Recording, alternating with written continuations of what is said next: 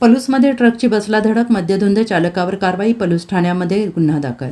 पलूस शहरातील कराड तासगाव मार्गावरील श्रीदेवी हॉटेलसमोर ट्रक शनिवारी 11 रोजी रात्री 9:30च्या सुमारास दारूच्या नशेत ट्रक चालकाने भरधाव वेगाने ट्रक चालवत बसला धडक दिली. या प्रकरणी चालकाविरोधात पलूस पोलीस ठाण्यात गुन्हा दाखल करण्यात आलेला आहे. या अपघातात कोणीही जीवितहानी झालेली नाही, तरी दोन्ही वाहनांचे नुकसान झालेलं आहे. पोलिसांनी दिलेल्या माहितीनुसार गणेश मधुकर कदम, वय वर्ष 35, राहणार बोरजाईनगर रोड, पलूस, हा 12 चाकी ट्रक क्रमांक MH10DT 0173 दारूच्या नशेत रस्त्यावरील परिस्थितीकडे दुर्लक्ष करून भरधाव आणि निष्काळजीपणे चालवत होता आणि याच दरम्यान समोरून येणाऱ्या बसला क्रमांक MH14MH 4819 या ट्रकने चालकाच्या बाजूला जोरदार धडक दिली आणि या धडकेत बसची समोरील काच आणि उजव्या बाजूचा आरसा फुटून नुकसान झाले.